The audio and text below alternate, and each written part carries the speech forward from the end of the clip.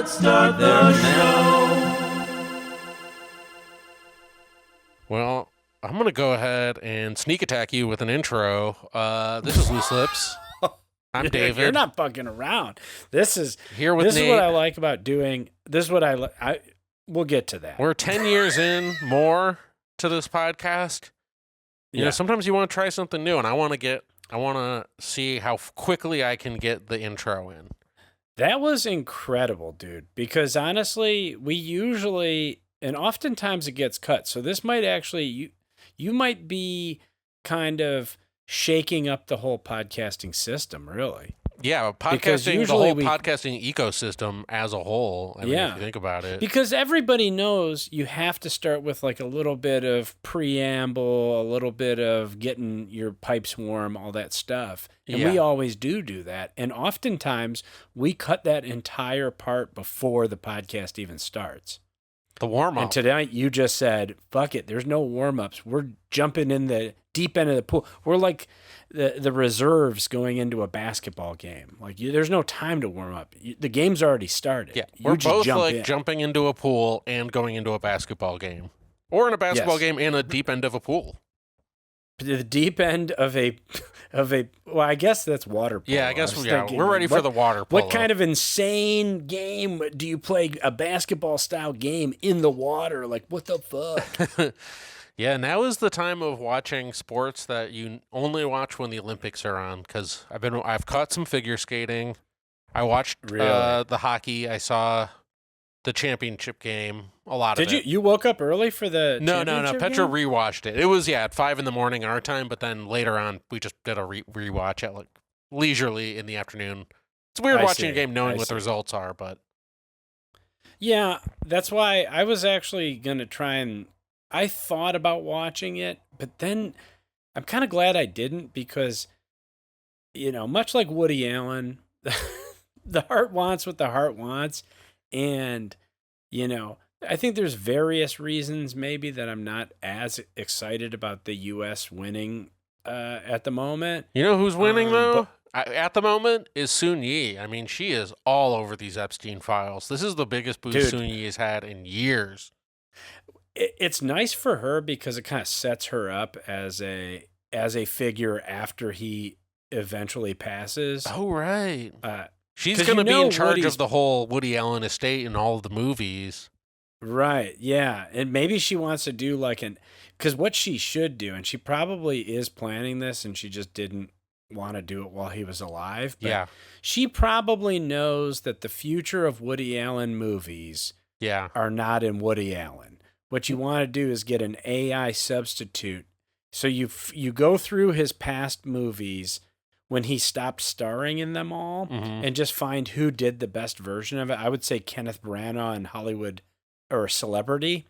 Dude, you're even getting way more complicated than I think it needs to be. I think she should there doesn't even need to be AI. You just sell the rights to all of these properties and, you know, do with Hollywood. You just Sun Yi's like, here's the Woody Allen filmography. Hollywood, do whatever you want with them.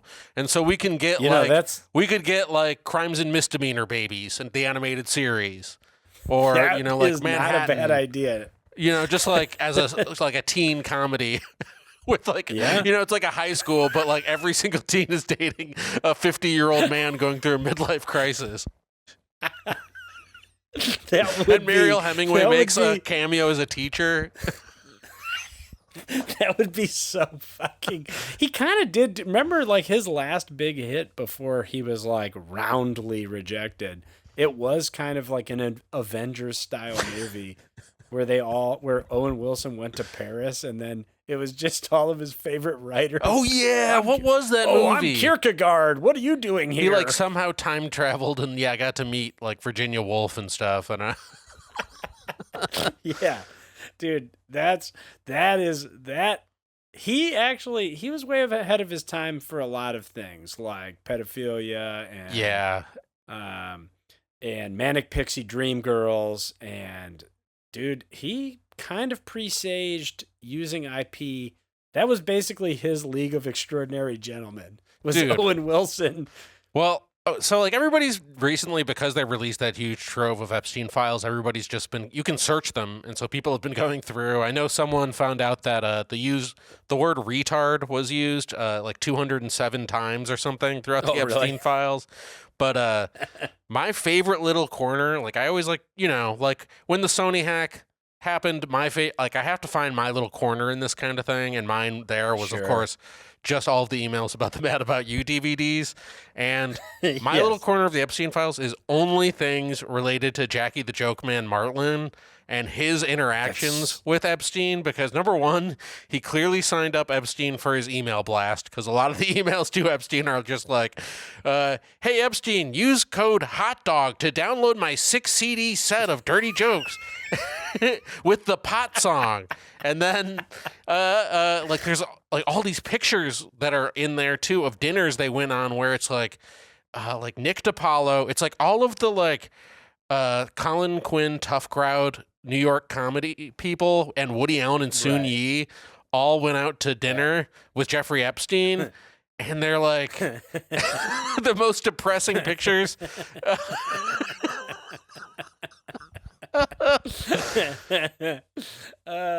See, that's because the thing that I was kind of struggling with the Epstein files is like so many people are in there as mentions within but so he was actually sending Jeffrey Epstein his mass email. Yeah.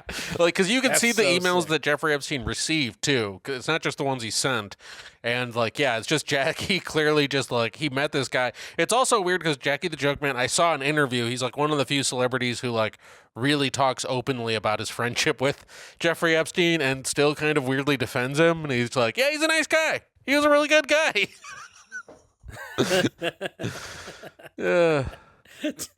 Did he so do you think, because Jeffrey Epstein, whatever you want to say about him, we can all agree he was kind of a polymath. Like he could sit in any room, he could talk anything, he could misspell any subject in at Harvard, basically. That was the craziest part that is so weird when you read the emails, is like he somehow became friends with like Noam Chomsky and stuff, and then you read his emails and he like can't spell anything, and he's just like, he's also just weird because he's like emailing, he has in his emails like one thread where he's going back and forth with Noam Chomsky, and then another one where he's talking to like a Saudi businessman who's like, love that torture vid you sent me.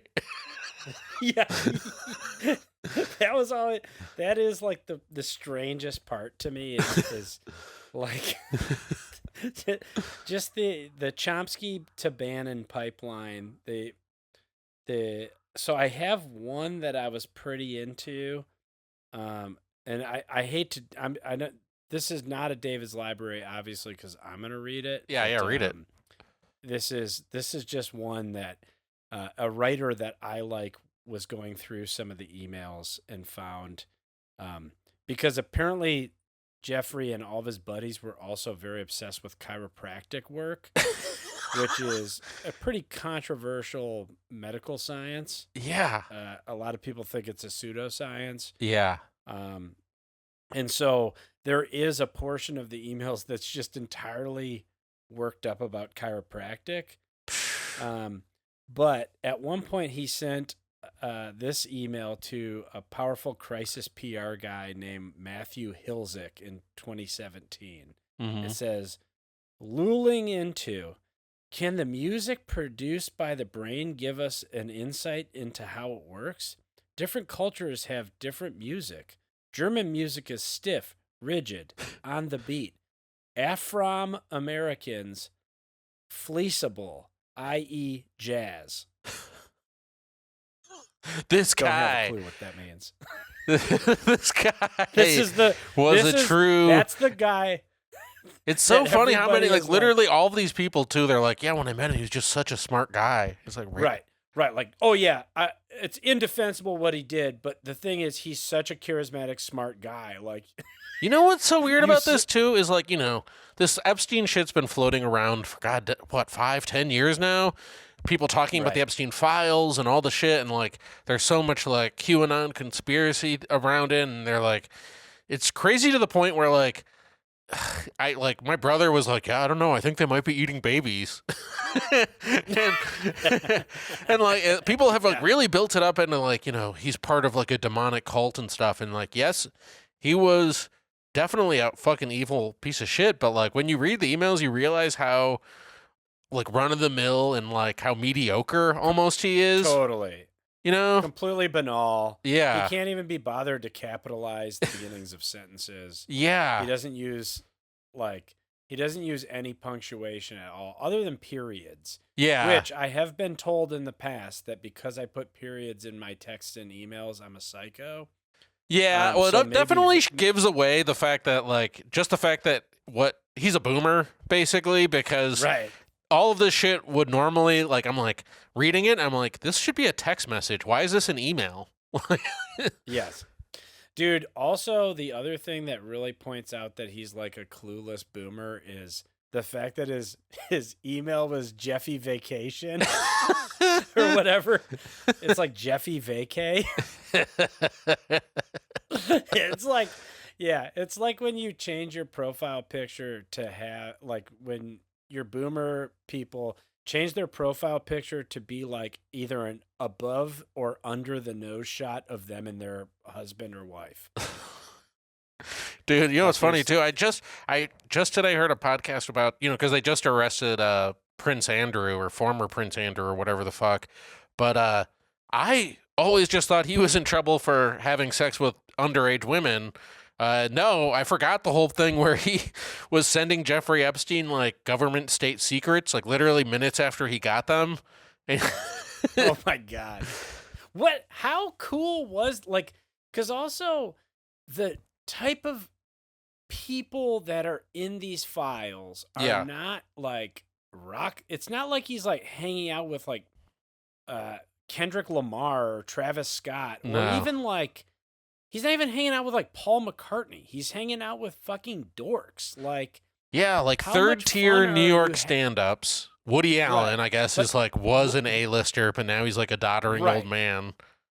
Right. So you're so impressed as the Prince of fucking Wales or whatever. Yeah. That you got to hang out with Steve Pinker and Jackie the Joke Man Martling and Bill Gates. Like, I get that all these people are endlessly rich. Well, dude, I think the connection happened mostly like, I think the biggest thing Jeffrey Epstein ever did was meet Ghislaine, because like she was the one who brought in all the British people and like Prince Andrew, because she, I think, went to like whatever college with him.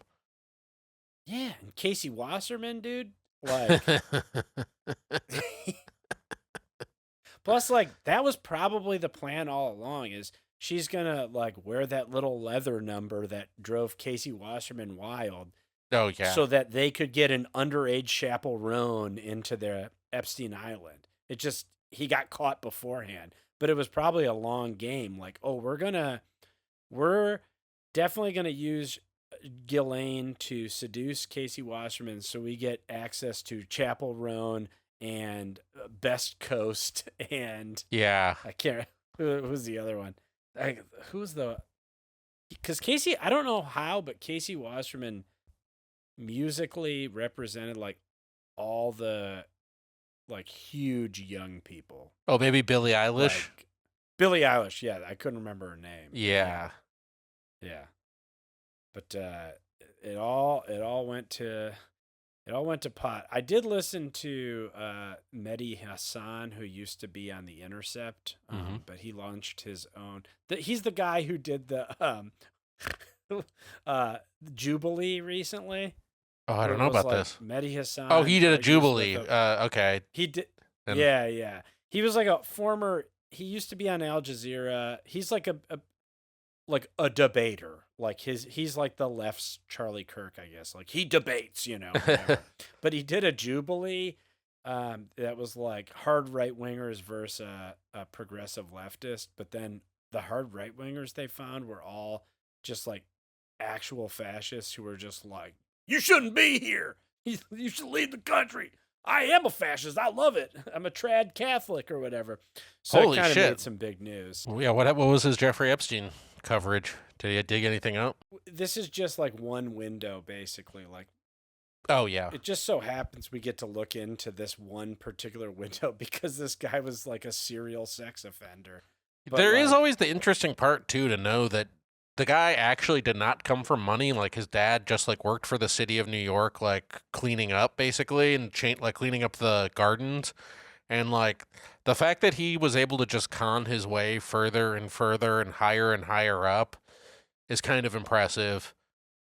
But, who was the one woman, like Anna Delvina or something? Oh, yeah, like that Russian woman or fake Russian? Yeah, I can't remember what. Yeah, who just faked that she was a billionaire. Like, yeah. It really does make you realize that, like, being, for lack of a better term, cocksure is like, it just puts you, if you can walk confidently, somehow you just get to fucking hang out with Bono or whatever. Yeah, and the fact that, like, rich people, they have, like, propaganda like Shark Tank, which like puts out the idea that these are like people who are very discerning with where they spend their money and how they invest, and everything they get comes from being like very like sharks in business. But like Mark Cuban, if you like look up his history, just sort of like fell ass backwards into this and like basically conned people. He sold a bad product. Yeah. He sold a bad product to Yahoo and basically put Yahoo out of business. He's a shark. It is funny because he sold his basketball team to the Adelsons, who are fucking psycho Las Vegas people, and they completely ruined the team. And so now he's desperately trying to rebuy his own basketball team. Which I do like that he'll probably have to rebuy it at a loss. That's pretty funny. But yeah, he was like a wet t-shirt guy. Like that was his big claim to fame is he was a wet t-shirt guy, and then he Wait, what does that mean? He had like wet t-shirt contests? Yes. He bought a bar in Indiana. Oh, I kind of heard about this. Indiana University. And he had wet t-shirt contests at this bar.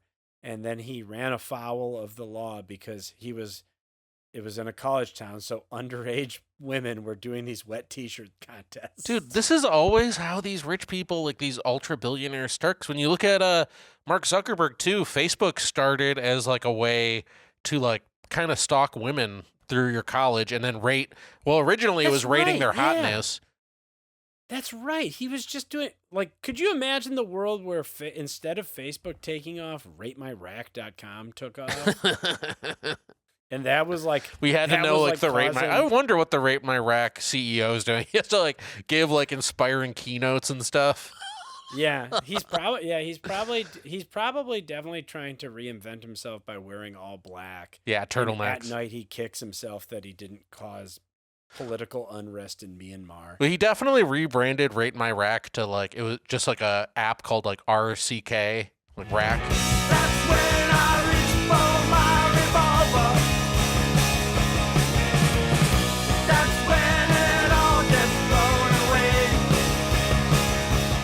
Now you can do predictive odds on RCK.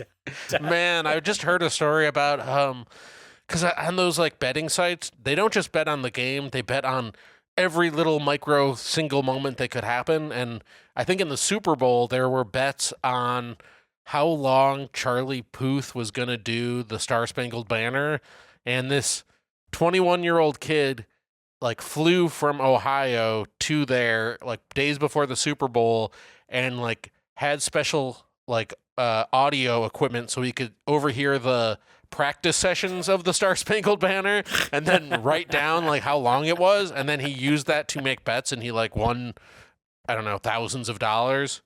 That's incredible.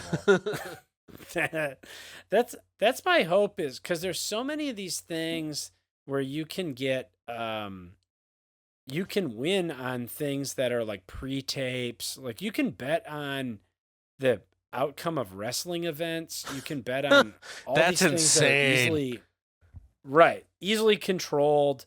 Like you can bet on how long somebody's remarks are going to be like in the White House and shit. Like how long is Caroline Leavitt's White House news conference how long are her remarks and shit. So there's all these very, very controllable things. I mean, think about the fact that, okay, in the WWE, it's just Triple H decides who wins the match.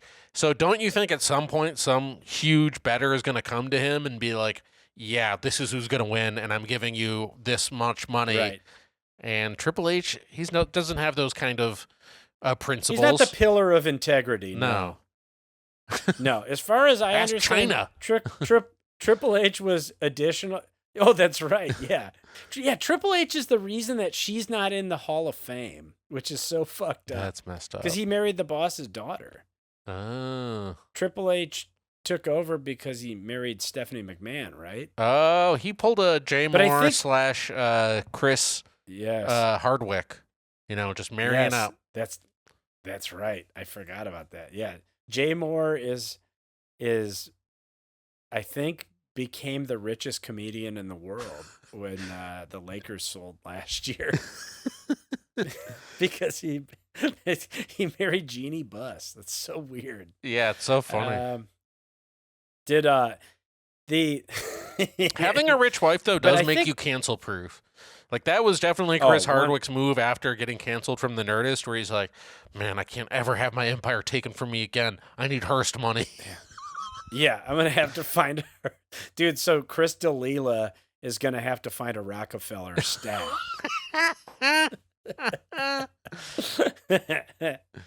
But Triple H was part of like the shitting, right? Or the like there wasn't there like part of the reason well, Vince the main had to one step aside? was he had a bunch of names: 123 Kid / Six Pack / X-Pac. Yeah, he was the main one. Are you talking about where he would do a prank where he would go into people's lockers and then like shit in their bags and stuff? Or is it you talking about a different shit thing? I'm talking about the shitting that made Vince retire. Oh, I don't know. Because Vince was like passing around like an intern to do like shit play. But I think wasn't Triple H implicated in that also? Oh, I don't know. Brock Lesnar was. Oh man! Wait, so not only was there this one shit play that caused Vince to have to step down, but then there was also shit play with the 123 Kid. Yeah, I watched an interview with him where he was proud of it, and they basically just considered it like the hazing at the time. But like that is so next. There's like a difference between like I don't know what the fuck normal hazing is like they call you like frosh or something, trying to sell you an elevator card, or like to like literally going in your locker and trying to get your clean clothes out, and there's fucking like shit from like a professional wrestler who's been eating like God knows what steroids, an adult human. That's disgusting, dude. Yeah. He's gonna shit. He's gonna shit, dude. That makes my blood boil. Like, could you imagine? Like, these are the things. Like, I don't know. And maybe I'm pulling the threads too close together. But like the idea that like to be like a Harvard professor, you have to go to dinner with. You have to pretend that Jeffrey Epstein is interesting, or like, you could just train really hard and be very acrobatic and be really good at wrestling, but you'll never succeed unless you can laugh at somebody shitting in your locker. Yeah. You just, to be one of the boys, you got to laugh that off. Along, you got to laugh it off. It's funny, too, because I know in other sports, they'll call it like, you're welcome to the NBA moment, where you're a rookie, and so they test you in some way, and it's usually just like, they physically see how strong you are, but like, that's different between, or they tape you to the no one's shitting in your bag. Right. God, if you went back to your locker room and Shaq was like hunched down trying to take a shit. And like the size is so hard, like it'd be like the equivalent to you of like trying to like shit into like a coin purse. But it's funny too though, because then you think about it and like probably like psychos like Michael Jordan and Kobe Bryant did do that. Yeah, there are people who I believe did do that. Right, but it's revered as like killer instinct, like it's actually not it's not the fact that Michael Jordan called Kwame Brown the other F word when he was a 17-year-old drafted by the Washington Wizards and probably shit in his locker. It's because Kwame Brown was soft-minded. He didn't have killer instinct. Michael Jordan made him a man, and then he did that weird walk he always does where like one hand swings freely and the other one doesn't. And shaved a Hitler mustache. And that shaved Hitler mustache. For a series of Fruit of the Loom commercials. Maybe it was a tribute to Charlie Chaplin, to be fair. That's true. Yeah. Actually, Michael Jordan does strike me as a silent comedy fan. If you look at pictures of him on the golf course, he is wearing Buster Keaton style hats. That's true. Yeah. Yeah, and he did. And he did accidentally kill a prostitute with a glass bottle. Wow, Fatty Arbuckle over here.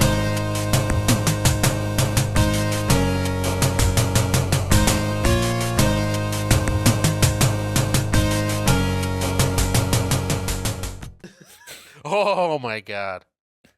Yeah, dude. Did you read about this or see anything about this? It's insane because it's such a complicated issue, and like some people just don't want to admit that like in life sometimes there's no good answer for things. Right.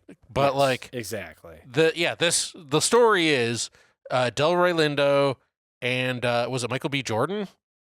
Yeah, Michael B. Jordan. We're like announcing maybe a category, and they had previously during the night at the BAFTAs, the British Film and Television Awards, they had for some reason a Tourette's activist who was just sitting in the front row, apparently mic'd up, and while they were trying to announce something, he was screaming the hard R, and the comments afterwards, like I don't know, were weird because I saw some people being like, there should have been, if you know this guy has Tourette's and he screams offensive things, like he should have had his own viewing area or something.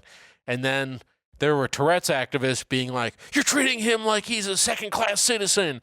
And it's like, there's not a good answer, but like, there's no easy answer, but like, you probably shouldn't put the guy who's going to scream the N-word next to these presenters. I'm sorry. Here's the other thing. Yeah. In my mind, it's like maybe if his Tourette's, if he's prone to more than a tick and more than just saying the F word we say on this podcast, if it's more than fuck or shit or something, maybe when you bring out a homosexual or you bring out people of color, you could he could maybe move to the back or take the mic off or whatever.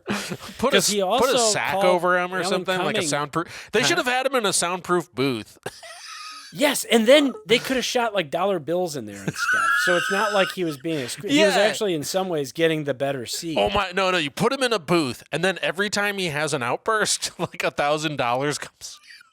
Yes. You give him ice cream, and it helps him to. Yeah, you give him $1,000. No, and here's it helps him to feel better. Now, here's the perfect solution. I was saying there was no good solution. I found the perfect solution. Here's how it works: you put him in the booth, soundproof. Every time he says the N-word, money comes in. That money goes to the NAACP. Wow. Yes, David. Yes. Yes, it's a donation match. Yeah. So he gets to keep it, and it goes to the... So there's... Yeah, that it gives him, he makes a little off of it, too. Yeah, Prince Andrew is trying to do some rehabilitation. The Crown needs a little help these days. Prince Andrew's there, and he gives $1,000 to the NAACP every single time that this guy, this Tourette's activist, says the hard R N-word. He gives the NAACP $1,000 of his Epstein bucks. Of his Epstein money. I think this makes perfect sense, really. Yeah. I think it would be really helpful. It is very odd though, because the show itself was on tape delay. So they could have cut that. The controversy is actually more in the way that they exposed Michael B. Jordan, Delroy Lindo, and this guy to all this terrible reliving of this moment, right? because they actually did cut. They cut somebody saying "Free Palestine" in their acceptance speech, and they cut the word "shit" from a crude joke that Alan Cumming made. What the fuck? But they didn't cut that for some reason. That's insane. It's so insane. Because they could have cut that and not cut the rest of it. They could have like done the thing where it's like, we understand that this is a thing and we're going to be. If it's a pre-taped, award show, this isn't, you don't have to like pretend it's the Olympic Games and we have to go through all this in one go. Right. You can just stop and be like, oh, you know what? This guy just screamed the N-word really loud. We're going to have to take that again. Right. Is that hard? The person who cut the show, the pre-taped show, said that they were editing in a remote unit and didn't hear it. And also, I guess, blinked when Delroy Lindo looked like completely flabbergasted and thrown in the moment. Oh, man. It's so insane, too, because, like, BAFTA had an even harder reckoning with BAFTA So White after Oscar So White, Yeah. And so the very first time that they bother to invite people of color to the show and nominate sinners for all these awards, then they also just freely let the N-word fly. It's such an insane head scratcher. It's so fucking insane. And like, yeah, did you see The Square years ago? The Square, yeah, the movie with by the guy who made Triangle of Sadness. Yeah. Yeah, where the ape guy in the restaurant. Yeah. Yeah. Yeah. So it had one of the pieces in it is about this. Like, it's like an art talk with a guy who has Tourette's, and then it's all these like liberal highfalutin art people trying to like figure out how to properly handle it. And it played out just right in front of us. Yeah. I mean, I heard a little bit about that guy, and I guess there's a documentary about him or something, because people were saying that, due to his Tourette's, it's not easy. Like, he's been, someone like apparently attacked him with a crowbar once, which. Oh, I bet. Yeah. I mean, I bet, because if you don't, I mean, even though they said like they made an announcement multiple times in the show and everybody was prepared, it still like shakes you to hear it. And then, if you're not paying close attention and you just see this guy, like if you're walking down the street and you see this guy screaming hateful speech at other people, you'd be like, fuck this guy. Like, you might say something or punch him or whatever. Yeah. I mean, it's bad. It's shitty. You know what they need to do to make it even is next time the BAFTAs are giving out an award and like Daniel Day-Lewis is accepting it, he needs to sit there and take it while someone in the audience calls him a cracker. Yeah. Well, cracker! Yeah, I think that would be helpful. Or if they, maybe to make it fair, then they just let Delroy Lindo roast this guy for Tourette's. I think that's the only thing that would. Oh yeah, or if Delroy Lindo would have done a Will Smith and went in the audience and smacked him. Delroy Lindo gets off stage at 76 years old and smacks this guy in the face. Yeah, I think that's the only thing that would have worked. Yeah, it's gotta be fucking hard to put yourself in their boots, like, Delroy Lindo living through a lifetime of experiencing the racism of America, and then you're like, wow, I've really seen it all. You go to England and you're like, finally, I haven't seen this kind of racism at an award show. No subtlety at all. Like, even in the Deep South, they don't do this. I could go to the Country Music Awards and this wouldn't happen. Right. Yes. Delroy Lindo could go to Kid Rock's halftime show and he wouldn't be treated like that. Dude. Oh my God. I like the BAFTAs because they have so many awards that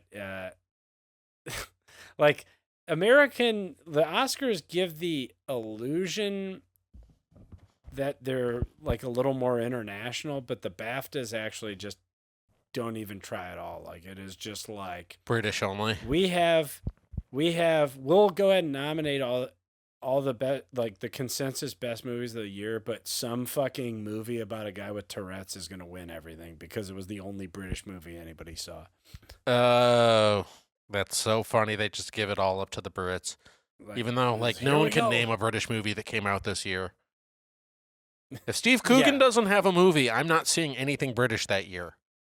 No, it's true. Same. I don't think I've seen a British movie in like 5 years, bro. Yeah, I'm trying. What is the last British movie you can even name?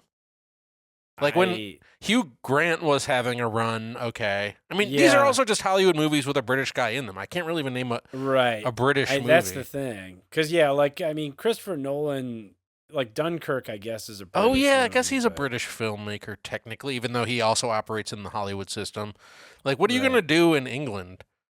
Sorry, you can't do shit unless you can film at Pinewood, I guess. The 28 movies, the 28 whatever. Oh yeah, the Up movies, British movies. Yeah. Oh yeah, the Up movies. Yeah. Every 7 years, the BAFTAs gives out an extraordinary achievement in Ups. Well, I mean, those people got to be dying or really old at this point right now. I would think so. I actually don't know what Up they're at, but it has to be. Isn't the filmmaker dead? The end, because also the filmmaker's got to be dead too. Yeah. Let me look. I'm actually looking at. If you don't know, it's this movie series that it was. I think the first one was 7 Up, and they interviewed all these kids. I think maybe in the '60s, early '60s, and all the kids are like maybe 10, and they're just talking about like your life. What do you like? What do you want to do? And then every 7 years, age 14, age 21, he keeps coming back, and they do another one, and you kind of see. Actually, weirdly, when you watch them, like. People play out basically how you would think. So there's a few surprises, but a lot of the people, and there's really dark moments too, where like certain people just like aren't even involved in certain years because they're going through like drug problems and they couldn't even be tracked down. Yeah. Weirdly, only 2 of them are actually dead though. Oh, okay. So last one was 63 Up, and that was in 2019. Oh, so who's continuing these out? Like no way the original filmmaker is alive. The original filmmaker died in 2021, Michael Apted. Okay. So I don't know who's going to take over or if they're just going to stop because it's done. I mean, it was 63 Up, so now... Maybe his son, Dougie Apted, is going to... Dougie Apted. Dougie Apted. Maud Apted is going to do fucking 70 Up. Especially and then like going and talking to these people like, yeah, my dad died, but so what's up? How have you been? I know we don't have the same relationship, but we could build a rapport. I'm very similar in a lot of ways to my dad. So what up? These movies like really paid for my house and shit growing up. So like, yeah, I'm gonna turn on the camera, be entertaining, go. We're gonna try and update the movies for the 2000s. So like, try and be funny now. Yeah, dude, check it out. I know you were talking about the loss of your spouse, but check it out. I put this Instagram filter on you. You look like a cat. We're gonna actually pair you up with Johnny Knoxville. He makes him eat bull testicles at 70 years old. We're going in a new direction with the Up series. Up X. Make 7 up yours. Make 7 up yours. Thank you. I appreciate it. Make 7 up yours, baby. My dude, man, I got Hootie and the Blowfish cracked rear view mirror for my birthday one year. And like, that's the Christian parents guessing what you want. Dude, I resented that so much. Like, I feel bad for the person who gave it to me because I couldn't even be polite on it. Oh, who gave it to you? Like, I thought it was a parent thing. No, it was a friend. A friend did that. Exchange CDs, yeah. And I bought this dude Rotting Pinata by Sponge, and he bought me Cracked Rearview Mirror by Hootie and the Blowfish. And dude, it was like almost friendship ending. Dude, I remember I had a friend who his parents would basically only buy him like stuff that was clean, and so the one rap album he was allowed to have was Will Smith because it was clean. And I remember him like trying to hype himself up into believing that it was cool that he could still have clean records, and he was just like, no, like DJ Jazzy Jeff is like an incredible DJ.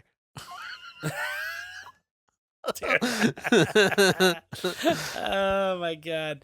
I definitely carried a little water for Christian bands back in the day, where like when I was younger and we had to get like Christian CDs sometimes, I'd be like, dude, but here's the thing, like you say what you will about their beliefs, but like Starflyer 59 actually rules. The lyrics are clean. POD, the music is dirty.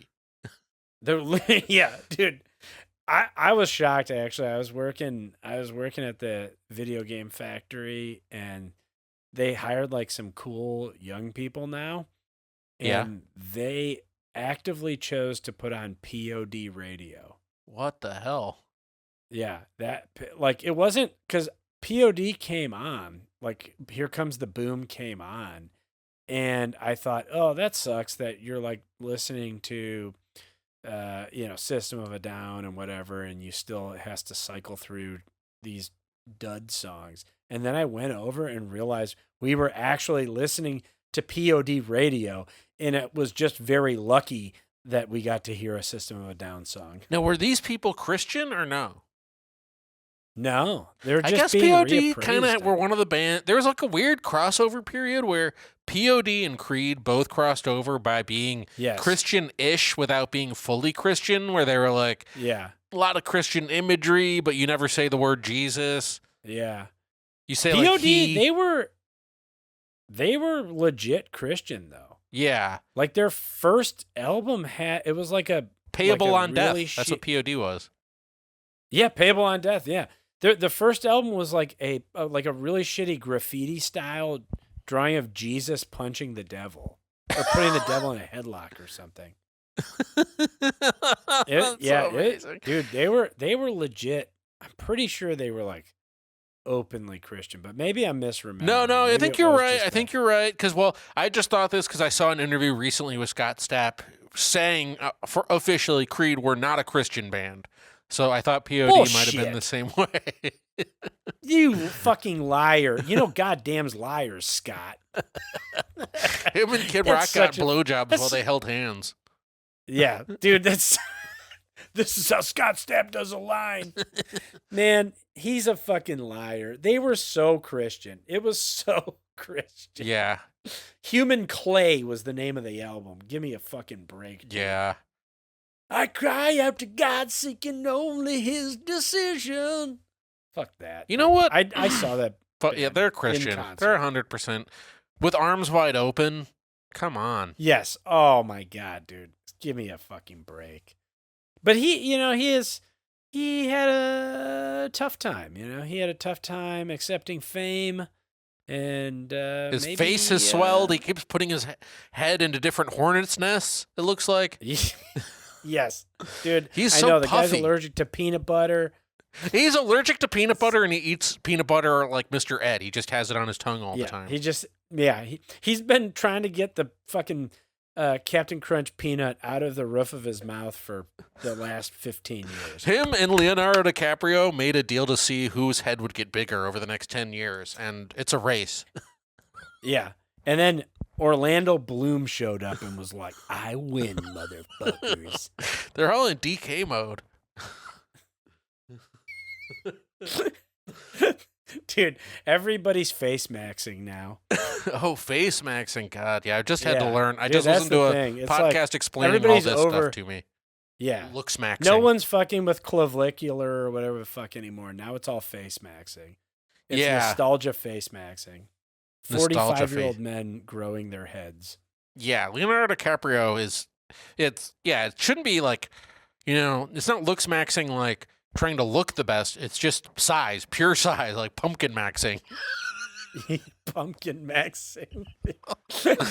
Everybody, there's all these TikTok videos of people, putting their thumb in their mouth and blowing really hard. Man, by the way, did you hear Ken about Griffey the Jr. style brain tonic? did you hear that? I guess a real part of this looks maxing thing is they for some reason believe that your bones are stronger if they're broken and then heal, and so people will, like the clavicular guy, he would hit himself in the face with a hammer, so he would break his face bones, so they would heal sexier, I guess. Dude, so this is my question for clavicular. Or you're like, obviously neither one of us is sitting around watching the YouTube videos. Yeah. And like what little Speak I've for seen yourself. of it is I'm looks maxing now. As I'm talking to you, I'm hitting myself in the face with a hammer. Damn, dude. Next time you see me, I will be chiseled. A little different. Yeah, you are bleeding. But they're like the whatever it is that they do, like the YouTube videos and stuff, it's always just like, damn, that's crazy. Damn, that's crazy. Oh, dude, tight. Damn, that's crazy. But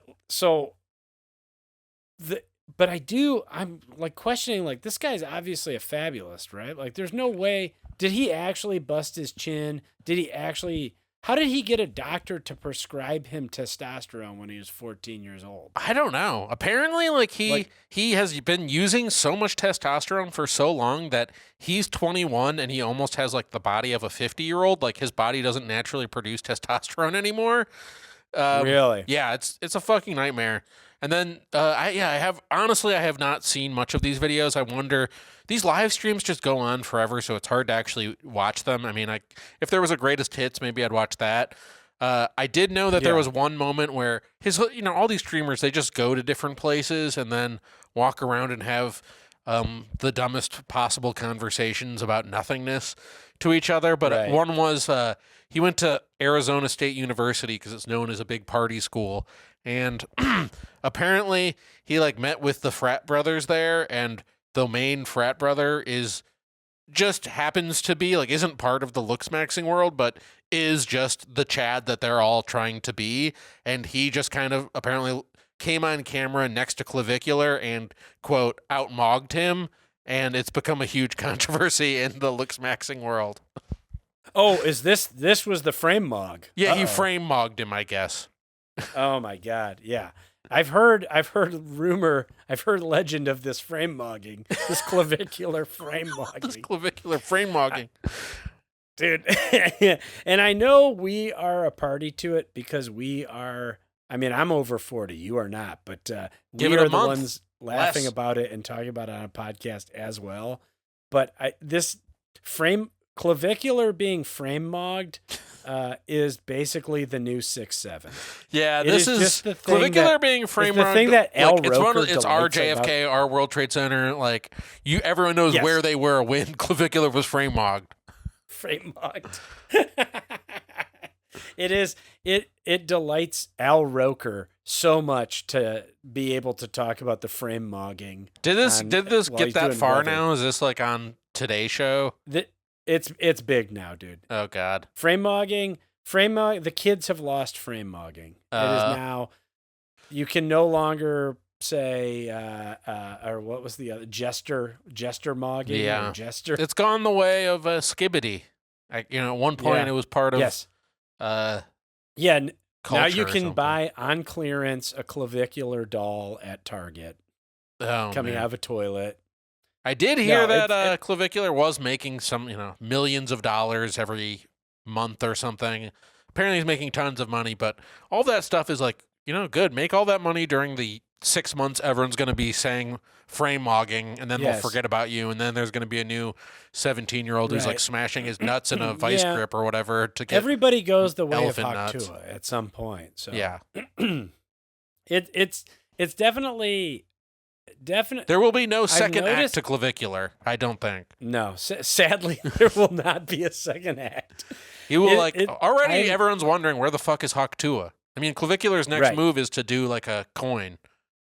Right. Scam everyone. You got to do a coin. You have to do a bit-based coin. Yeah. I mean, culture does move so much faster now that I have noticed that I kind of sit certain ones out these days. Oh, yeah. And I almost sat out the frame mogging, but then it really crescendoed into something so intense. Like, I was gonna sit out Lookmaxing, but then when Clavicular was frame mogged at Arizona State, I was like, uh-oh. Yeah. Fucked. That was when I gotta get in. I knew that I had to join the Lookmaxing community, and that's when I got very active on Reddit. Well, you got to stand by your guys, you know? Yeah. You got to stand. You got to. And Clavicular is my guy in that world. Right. Live for nothing or die for something, you know? Yeah. Die for having a perfectly symmetrical face. Oh my God! Did you hear that he did? He supported Newsom for president, even though he was a Trumper. He's decided to switch for Newsom because Newsom looks like more of a Chad. Well, that makes sense. Yeah, I guess I could on a get pure behind looks that. level, Newsom. Right. I mean, like specifically over Vance. You know, that's what I was gonna say. Like, if you're going like 1-to-1.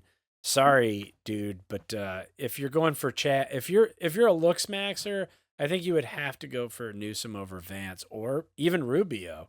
Yeah, there's just no comparison. Oh, like, Rubio, I forgot. There are Chad Republicans. You just need to find one. Yeah, who are the Chads? Triple H or something. I wonder if he has respect for AOC for being a. I don't know if women are allowed to Lookmax too, or no. No, because I don't think that makes any sense. Yeah. Yeah. We'd have to consult with a Lookmaxer, really. it seems, because I think isn't the whole point of Lookmaxing to get girls to get girls? Yeah. Yeah. So girls can't. But I mean, I guess they can't Lookmax. No. I guess they could, but like, it's more of a boy. It's like girls play with Barbies, boys play with guns and hammers and smash their own faces. That's a tale as old as time, you know? Yeah, everybody has different ways of damaging their own bodies when they're underage, because girls will just make themselves puke or not eat. Right. But guys are like, no, you have to smash your head with a hammer. Trust me, you're so pretty. Trust me, that's the best way to do. This is actually changing my whole view on the movie Three Guys, One Hammer, which was the original Lookmaxing video. You know, I hadn't thought of it that way. Those guys were actually doing a service to one another. It started in Russia. Man, you know, you think about, as things spiral out of control, you think about simpler times like that. Like, you know, these kids nowadays, like, they got Lookmaxers, blah, blah, blah. They don't even know the beautiful simplicity of a lemon party or Three Guys, One Hammer. Yeah. You know? Yeah. It's just a different time. Someone tried recently to rickroll me. And I mean, the weird thing is it kind of worked. Like, I clicked the link, but it was a YouTube thing to the rickroll thing. And now on YouTube, it always plays an ad first. So you can't really rickroll someone. Because, like, it said, you know, Rick Astley, so I did get technically rickrolled, but, like, you know, it's playing a Dove commercial, so I'm like, oh, I'm not going to actually have to hear the song. Oh, my God. That's so sad. That's just so fucking Nothing sad. works anymore. Nothing. You can't even rickroll anymore. Oh, my God. So let's go there. Let's make our escape. Come on, let's go there.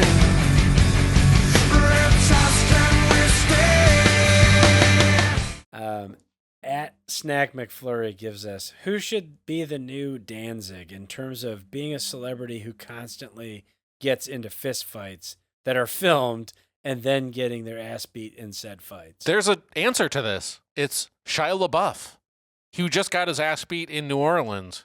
I don't know if anybody saw this footage, but for days I was reading, it said that I haven't seen the footage. Oh yeah, there's footage. It's interesting how things come out, but it was first I read that he was just being a menace on the streets, but really I think he was just doing what everyone does: is you walk around and you drink and you go crazy. That's what Mardi Gras is. And then Right. I saw footage of, I guess he was running his mouth, and then the footage I saw was like literally, it's like 5 a.m, his shirt's off. He keeps standing up, and this guy punches him in the head, and then he falls down, and another guy comes over and he's like, "Stay down!" And Shia LaBeouf got arrested that night. Then the next day, he came out of jail, took off his like little wristband, and then went down to Mardi Gras and started drinking again, and like being in everybody's videos.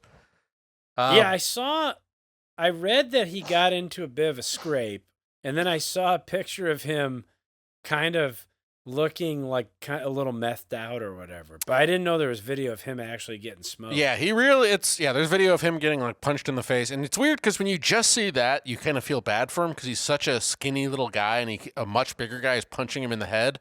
But then when you kind of read like it was, Shia was being sort of a dick earlier in the night, and so he kind of had it coming, you feel less bad for him. And the fact that he spent his night in the drunk tank, came out and was just like, it is what it is. Maybe I deserve to get punched. But, we have our own history with him that we should probably say, which is he came to our theater back in the day, 2015. And he was, or no, not 2015. Sorry, 2010 probably. Probably 10 or 11. Yeah, 2010 or 11. Because he was filming the Kid Cudi music video, and they did the after party at our theater. And even then, he sort of had like a weird chip on his shoulder, where you could tell that he's like, he's like a Disney child actor, but those child actors, there's something about them that kind of like wants to seem hard or something, because he kind of like even then, just privately one-on-one seemed like he wanted to seem tough, which was not believable. Yeah, it seemed like he wanted to fight us, even though we were entirely working in the service of him having a party. Yeah. But he was wearing like a oversized like Carhartt hoodie and those, remember in the early 2010s, those kind of jeans that tapered down. Yeah. They were like crosshatched with, and then tapered down into like fuckboy pants. You should see, if I remember correctly. There's this video of Shia LaBeouf and Joe Bernthal, I think. They're like talking. I don't know maybe they did a podcast together or something. I don't know what it was, but they're talking about how Shia LaBeouf's like, man, like, sometimes I think like, what if I wasn't in Hollywood and I just like worked at a Home Depot? Like, wouldn't that be kind of like, I could do that. And then they're like kind of romantically talking about like working at a Home Depot. And it's like, you could imagine yourself and daydream yourself being that, but like you wouldn't be able to just take a week off and go wander around Mardi Gras. Like, I wish I could do that. Yes. I'm sorry, but if you work at Home Depot, you can't just go do that. Right. Yeah. There's a financial constraint. There is actually just losing the job. That's like, dude, so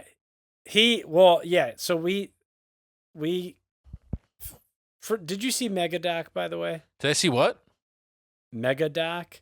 It's a documentary that Mike Figgis, who made Time Code, made about, he was like making a documentary behind the scenes about the making of Megalopolis. Oh, no, I've not seen this. Okay. It's good. It's really good. Because I've also not seen Megalopolis, too. I haven't seen either. Oh, really? Yeah. Okay. Both these things are probably worth seeing at some point. Okay. But Shia LaBeouf also gets in fights there. Like, he like fetishizes Coppola in this way, and then he's not. It's like he's trying to impress Coppola with his acting prowess, but Coppola just wants to shoot this movie fast because he's self-financing it, and it's costing millions of dollars a day. And so LaBeouf just really runs afoul of him, and it actually gets like a really nasty he like gets fired from the show, and Coppola writes him a letter at the end that's like the most backhanded, like, well, I think I'll be able to cut together a performance that'll make you look good. I hope we never work together again. Whoa. Well, I mean, if you're Shia LaBeouf, it's like, dude, how many more movies are you gonna do, dude? What are you, 90? Right. Oh man. Right. Yeah. You're gonna You cut also that lost bridge? your All the movies I was entire gonna do with fortune. Francis Ford Coppola. Yeah. Oh, bummer. I can't make Tuck Everlasting 2 or whatever. Francis, what are Tucker you doing? The new Boyd is- Avengers or? Dude, so I guess to get back to him at our theater, he had a handler because he was like mostly doing grunts, right? He didn't talk. I don't think he talked to us at all. Almost. Not too. Or he came into like the back area where our office was, and he talked to maybe Matt or Jeff. Like, he didn't talk to me. Yeah. I specifically did not want to talk to him, but Yeah. He didn't. He mostly grunted, and then he gave us a thumb drive with irreversible. He was like, put yes, on the he rape wanted, scene so they can rap over it. He wanted Kid Cudi to rap over the rape scene in Irreversible.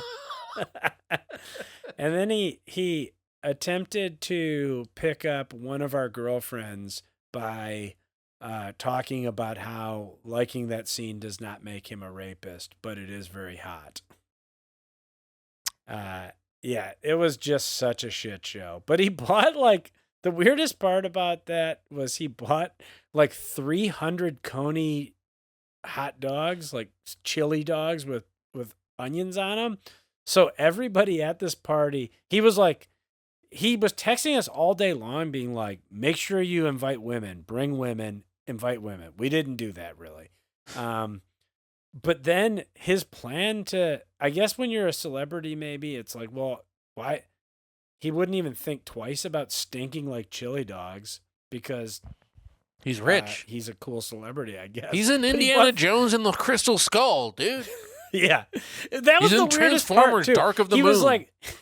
He was wearing oversized Carhartt and eating 300 chili dogs. And then the next time I saw him, he was getting blasted in the penis by CGI shrubs in Indiana Jones. Oh my God. Yeah, and then he was punching FKA Twigs, and yeah. Yeah, he has a storied history of abuse apparently. Yeah. I was finding out. I didn't know he was ever with her or had abusive issues. Oh yeah, no, I thought he was just kind of a twerp, but no. Yeah. Weirdly, I got to say sadly, there was a movie about his life called Honey Boy, which I actually liked the movie. I thought it was good, but it was about basically how his dad was the typical Hollywood stage dad who was really weird and had him doing all this random shit and basically was trying to live off his son, almost like Macaulay Culkin's dad. But right. Yeah, it's weird because in the press for that movie, I remember he was trying to talk about all the crazy stuff that he went through with his dad and his own personal life, and he was talking about, he's like, yeah, man, I used to be crazy, man. Back when I was younger, I would just drive around the streets of LA and I would just shoot stray dogs. And it was one of those weird things. It was the Liam Neeson style thing where you think you're opening up and admitting something wild and people are going to be like, wow. But everyone was just like, wait, what? You fucking shot dogs? What? Kristi Noem over here? Why would you do that? You're psycho, dude. Yeah, dude. It's got to be a tough life in certain ways, I guess, to adjust. But he has a particularly weird one because he didn't even have to adjust to not being. He's so naturally talented that there was just never a point in his entire life where people weren't giving him more chances. Yeah, he definitely rebranded himself because he used to be on this Disney Channel show called Even Stevens, where he was just a goofy kid, and the whole premise was he was kind of a silly jokester. And then as soon as he became an actor, he was like, I have serious face all the time. And then he at a certain point he played a Mexican character or something, or he just started decided that he was Mexican. He sort of was Chet Hanks a little bit to him. Yeah. Yeah, that makes sense. I remember, so back when I lived in a noise show house, we would all kind of wake up like slowly unfurl. It was like one of those like 3-story houses where every square foot of the house had a person living in it. So it'd be like 9+ people at any given time. And we would like wake up on a Saturday morning after raging all night, kind of roll out of bed and be drinking coffee, making food, whatever, getting ready for our like shitty service industry jobs on a Saturday. And we would watch Hannah Montana and Even Stevens every Saturday. Yeah. And it was like, I didn't know Hannah Montana. I just called it Cool Dad because I didn't realize it was Billy Ray Cyrus's actual daughter. Yeah. I thought it was really funny that the Achy Breaky Heart guy was then playing a cool dad. Yeah, especially when you just look at him. Yes. Oh, yeah. No, he looked like such a fucking weird dork. And it was like... Apparently Miley does not fuck with him now. I guess she's like, doesn't even talk to him. Oh, really? Yeah. He has an achy breaky heart over his relationship with his daughter. I would love to see him re-record like an anniversary version of that song, but it's about his estranged daughter. No, you should do Wrecking Ball. There's not enough heartbreak songs about your children not talking to you. Well, yeah, pretty much every like Trump voting baby boomer needs that song because they Right. can really relate to it. It would be a huge song. If like Zach Bryan recorded a song about your kids not talking to you, people would go crazy for it. It'd be the number one song. Well, I support the flag, but my son don't talk to me. It's because my patriotism is so strong, my son won't talk to me. Dude, but I remember watching Even Stevens and being like, whoa, that kid is good. Yeah, he definitely stood out as he was like a charmer even back then. When you're hungover and you're watching like an endless cavalcade of like Miley Cyrus trying to act as the sweet life of Zach and Cody. Ooh. It's so funny that was your guys' like hangover show because mine was at that same time when you guys were, getting ready for work watching that. Mine, for some fucking reason, was 2.5 Men.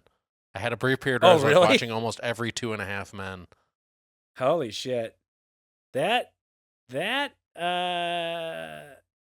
the one. Okay, yeah. That was Charlie I got Sheen. Confused for a split second. Yes. Later, Ashton Kutcher when Charlie Sheen went too crazy on crack.